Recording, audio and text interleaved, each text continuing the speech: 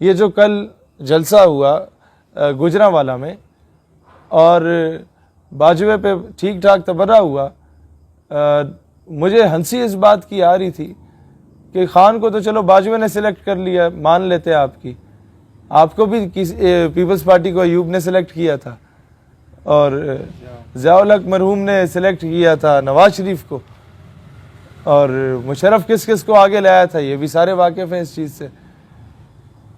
مسئلہ یہ ہے یا تو اس قابل بن جاؤ کہ جناب جنرل جیلانی کے گھر کے باہر پھولوں کے گلدستے لے کے کھڑے نہ ہوا کرو کہ مجھے فائنانس منسٹر بنا دیں، یا تو جنرل ضیاء الحق کو ابو جی نہ کہا کرو ماضی میں۔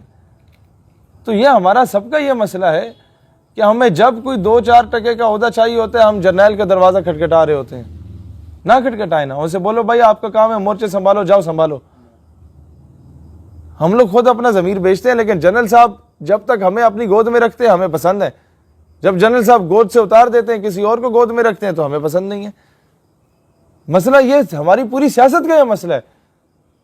آج کل خان صاحب کو پسند ہے، کل گزشتہ 2-4 سالوں میں خان صاحب کو بھی جنرل صاحب پسند نہیں ہوتے تھے، بعد میں بھی پسند نہیں ہوں گے، کیونکہ جنرل کی گود تو بدلتی رہتی ہے۔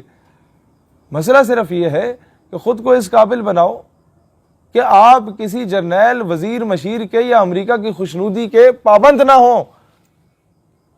آپ کا جو ہے وہ وزارت عظمیٰ کا جو آرڈرز ہیں وہ وائٹ ہاؤس یا واشنگٹن ڈی سی سے نہ آئیں۔ آپ لوگ خود کو اس قابل بنا دو۔ پرسوں ڈاکٹر عبدالسلام کی تصویر لگی ہوئی تھی قائد اعظم علامہ اقبال، ٹیپو سلطان، محمد بن قاسم کی فہرست میں، تو ہمارے لڑکوں نے کہا وہاں جا کے کہ یار یہ مسلمانوں کے ہیروز ہیں، ان کی فہرست میں اس کی تصویر مناسب نہیں، ہٹا دو۔ تو بی بی سی نے بھی کال کی، 7 لڑکے گئے ٹوٹل۔ ایکسپریس ٹریبیون نے بھی کال کی، یہ عاطف میاں قادیانی جو مشیر رہا تھا اس نے بھی ٹویٹ کی، میجر گورا فاریہ جو انڈیا کا ہے اس کو بھی آگ لگ گئی، طارق فتح جو انڈیا کا ہے جو مسلمانوں کے خلاف بکواس کر رہا ہوتا ہے اسے بھی آگ لگ گئی۔ کیا وجہ ہے؟ اب تو جا کے سمجھ جاؤ کہ یار پاکستان کا مخلص کون ہے، پاکستان کا مخالف کون ہے۔ مسئلہ یہ ہے ہم نے آج تک معذرت خواہانہ پالیسی پہ عمل کیا ہے۔ ہم لوگ کیوں دبے میں؟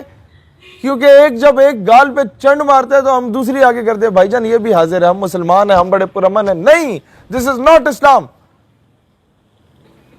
اسلام تو بھئی آپ کو کہتا ہے قصاص لو، اسلام تو آپ کو کہتا ہے قرآن کا قانون ہے خون کا بدلہ خون ہے، ہاں معاف کر دو تو بہتر ہے۔ ہمیں کون سے لا کے اسلام پڑھایا جا رہا ہے؟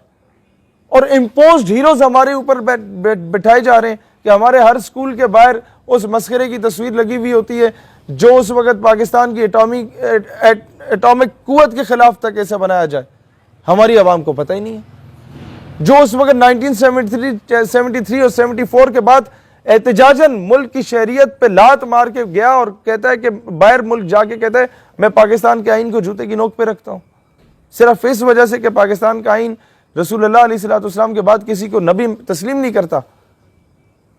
لیکن ہم تلے ہوئے، کل بی بی سی والا مجھ سے پوچھ رہا تھا کہ وہ ان کا آج انٹرویو بھی نشر ہوا ہے بی بی سی اردو کے پیج پہ، وہ پوچھ رہا تھا کہ جناب یہ بہت بڑی انوینشنز انہوں نے کی سائنس میں۔ میں نے کہا نو ڈاؤٹ کی ہیں، بابا سائنس کہا جاتا ہے، میں نے کہا میں مانتا ہوں کہا جاتا ہے، تو میں کیا ابھی باپ بنا کے رکھوں اسے؟ کہتے نہیں یہ کیا لاجک کوئی، تعلیم کی قدر نہیں آپ کو؟ میں نے کہا بہت قدر ہے۔ ڈونلڈ ٹرمپ ایک بلب بناتا ہے آج جو 6 ملکوں کو روشن کر دے، اور کل کو وہ آگے تمہاری ماں کے ساتھ زیادتی کر دیتا ہے تو تم کیا اس کی تصویر گھر کے باہر لگاؤ گے؟ Does it make sense؟ دنیا کا کوئی بھی اچھا سائنسدان اس کمیونٹی کے لیے اچھا ہو سکتا ہے، لازمی نہیں ہے کہ وہ ہمارے لیے اچھا ہو۔ ایز اے پرسن ٹھیک ہے اچھا ہو سکتا ہے، لازمی نہیں ہے کہ وہ ہمارے اوپر امپوز کیا جائے۔ ایک بندہ یہ کہے کہ جناب آپ ایٹامک پاور جو بن رہے ہیں ہم اس کے اگینسٹ ہیں، تو یار اگر ایٹمی پاور نہ ہوتی تو ہمارا حال تو وہی ہوتا جو آج عراق کا ہوا، سیریا کا ہوا، افغانستان کا ہوا، لیبنان کا ہوا، فلسطین کا ہوا۔ یہ ایٹامک پاور ہی ہے جس کا بھرم ہے، اور تو ہمارے پاس کیا مطلب وہ پیچھے تو یہی کرپٹ ڈاکو چور بیٹھے ہوئے۔